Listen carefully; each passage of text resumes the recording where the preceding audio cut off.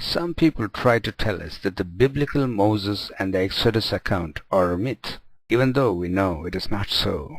We have found the site of the Red Sea crossing, human bones, and Pharaoh's chariot wheels strewn around on the ocean floor.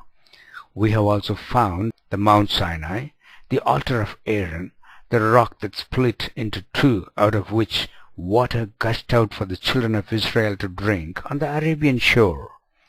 However, we can't show much for the existence of Moses in Egypt itself. Why is it so? Let's unwrap some cover-ups. When Pharaoh's daughter found this beautiful baby boy floating in a basket in River Nile, it was just a nameless baby, and the royal family gave him a name. By the way, Moses is not that name. The word Moses simply implies that he belonged to the Mosaid clan of 18th dynasty pharaohs that ruled Egypt from 1500 to 1400 BC approximately. This is good to know because we can search for Moses within that time frame. Within this period of time, Queen Hatshepsut fits the candidate who took baby Moses out of River Nile. If that is the case, there should be someone in her household who, as the Bible says, was learned in all the wisdom of Egyptians and was mighty in words and in deeds. Yes, there was one such person who was so close to her heart.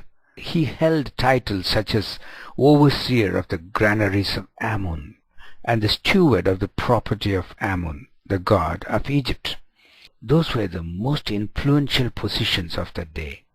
However, he's got an unbelievably strange name, Senenmut, meaning mother's brother.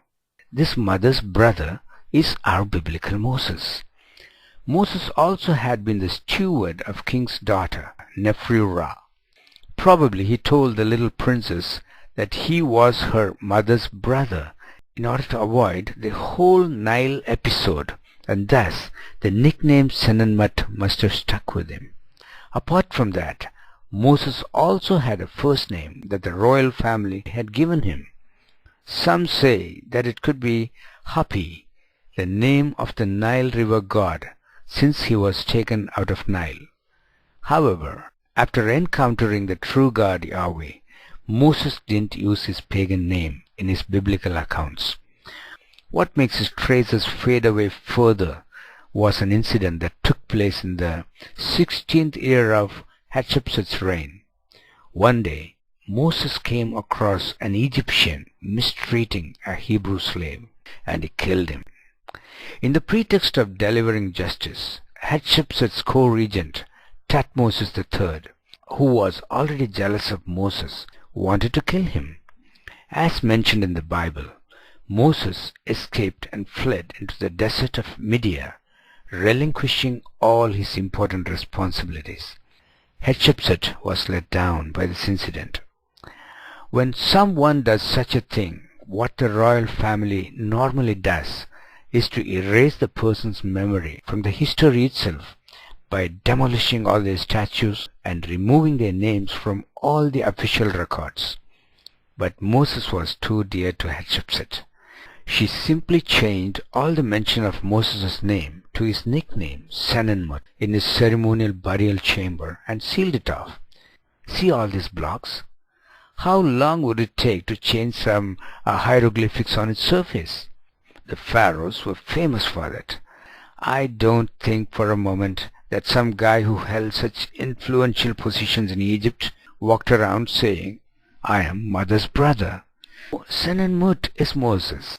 Before I finish, I want you to take a quick look at baby Moses at Hatshepsut's lap. Egyptologists will tell you this is Senenmut holding a measuring rope in his hand. But somehow the anatomy of this sculpture tells me that it is not of a man, but of a woman. A lady with a beard? Yes, Hatshepsut sported a beard when she ruled as a pharaoh. It is a known fact. Here she is holding the basket in her hand which she took out of River Nile. The baby on top is none other than our Moses. I hope you like my interpretation. Thanks for watching.